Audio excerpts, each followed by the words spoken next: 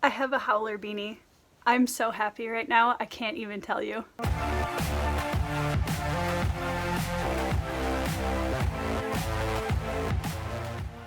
It's beanie weather! Hey friends, welcome back to my channel. It's Tori. Today I'm going to be giving you guys my update on my October TBR, MBR slash things. I've kind of separated things into a couple different categories. There's these are books that I will absolutely be reading in October, and then I have a small pile of books that are kind of the floater books that are gonna go in between the books I know I need to read for sure. So after getting through this giant series of Faithful and the Fallen in the last month, I was a little bit burned out with series and I could feel it coming, and I really didn't want to lose my reading motivation and go through another slump. So what I decided to do was to dial it back a little bit. I'm getting into some standalones, I'm finishing some smaller trilogies or starting a smaller trilogy. I think that this is going to go really well, and I'm really curious to hear how your reading is going now that fall is upon us and what your plans for your October reading look like. So please put those down in the comments below so we can chat about your October reads. I'm going to show you the books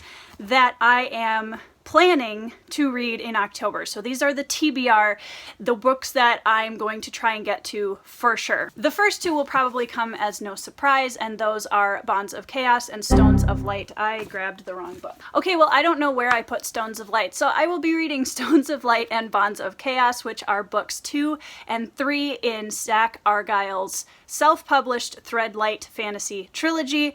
As you can see, these books are definitely not chonkers, which I actually really like, and Zach Argyle has a pretty easy writing style to follow, so I don't feel too overwhelmed by finishing this trilogy this month. I will link my Goodreads review to the first Threadlight book down in the description box below, so you can go check that out. Next up, I am planning on a buddy read of Thrice by Andrew D. Meredith. I'm actually going to read you guys the mini review on the back by Graham McNeil. Steeped in a wealth of brooding Slavic folklore, Thrice is a deeply personal story of a reluctant father and the mysterious child in his care. It beautifully weaves a tale of personal survival, with a much grander narrative of ill-fated bargains and dangerous magic of the past to tell a story that's both intimate and epic. I will be buddy reading this book with Andrew over at Andrew's Wizardly Reads. I will link his channel down below. If for some reason you are not subscribed to his channel already, you should go do that. Andrew is awesome. So keep an eye out for that, because there will be some videos coming up on my channel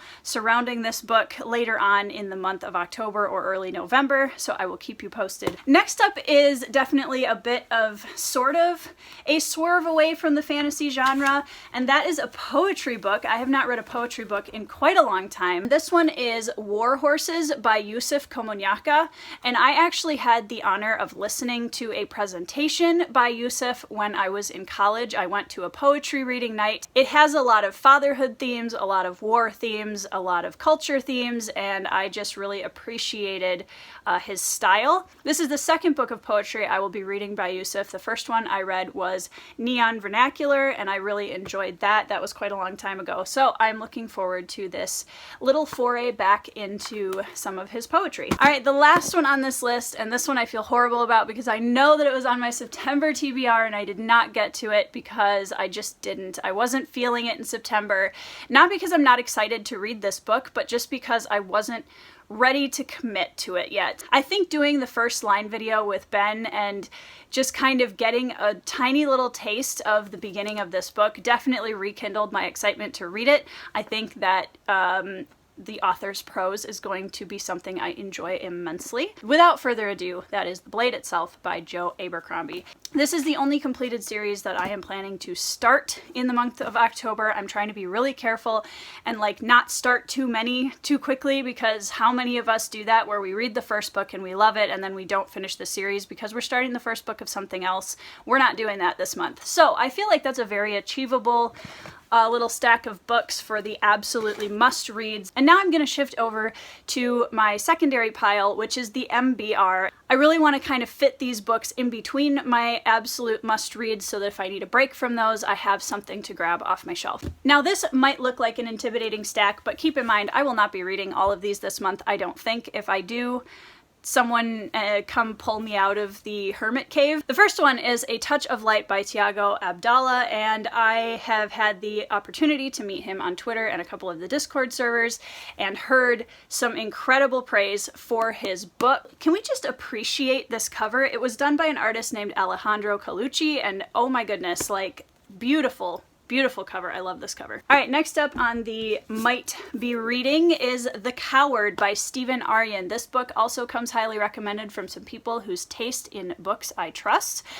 This one, from what I've heard, is a twist on the common hero trope, and the man who everyone believes to be a hero of the ages is actually not, and it was all just a big fluke or misunderstanding. And it sounds like it would be a fairly light-ish read. All right, the last fantasy book on my might be reading this month is The Traitors We Are by Michael Roberti. Michael is another person that I have met through book Twitter, and I gotta say, the back blurb of this really sold me on the book. In this world, when someone dies, all of the writing that they've ever written disappears, which just sounds like a cool concept from the get-go. I'm very excited to read this book. For my last two books on the might be reading list, I went completely out of the fantasy genre, and I found a historical fiction, two historical fictions actually. The first one is Shanghai Girls by Lisa C., who is an author that I really enjoy reading. I've read The Tea Girl of Hummingbird Lane and Snowflower and the Secret Fan by Lisa C. Lisa C. does some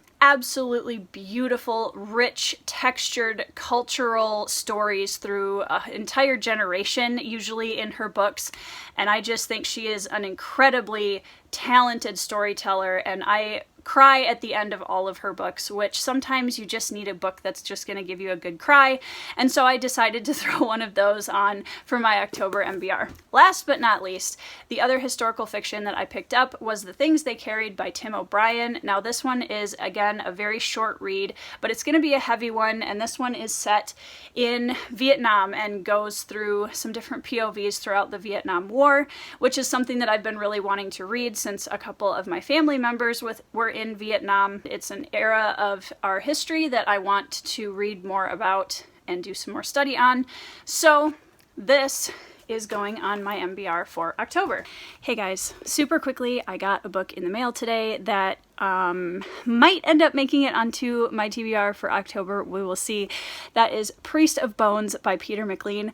When I tell you that Patrick Leo's review of this series had me so excited to read these books. On the back, one of the author reviews literally sells this as a hulking big brother to The Lies of Locke Lamora. With that on top of Patrick's review, I'm like literally ready to scrap everything and just start reading this tonight. This one will probably end up on my October TBR because I don't honestly know if I can look at it on my shelf and not start reading it. There is one more book on this list. I'm in a book club with my husband and two very close college friends of ours, and we pick a book every quarter of the year. And this quarter, we are reading Catch-22 by Joseph Heller. This is a classic. It is weird. I have no freaking idea what's going on. It features a main character named Yossarian, who is probably one of the craziest, unreliable narrators I've ever met in a book. This book feels like I imagine an acid trip would feel. Not that I know, but it is just weird. There's so many weird things in this book. I don't even know how to explain this to you guys, but overall I am hoping, as you can see, I've gotten the tiniest little way into it. I have a really hard time convincing myself to leave my fantasy novels to read this, especially because it is a bit of a chunk and it's weird and it's dense. Pray for me because I'm going to attempt to get through this by October 22nd, which is our Friendsgiving date when we're supposed to have read this book. Anyways, so I realize that this looks incredibly ambitious for the month of October, but keep in mind that I'm only planning on 100% reading up to this point. I really wanted to give myself lots of options this month because I have been feeling the very faint tinges of burnout, and I really don't want to deal with that again. So I'm trying to take a little bit of a step back, give myself lots of options, and we'll see where it goes. Let me know what is on your October TBR down in the comments below. I will give you guys my September wrap-up shortly. because I read a lot of great books in the month of September, so I'm excited to chat a little bit about all of those. Yeah, I think that's all for me for this video. I hope you guys are having a fabulous week. I hope you are reading fabulous 5-star books, and I will see you in the next video.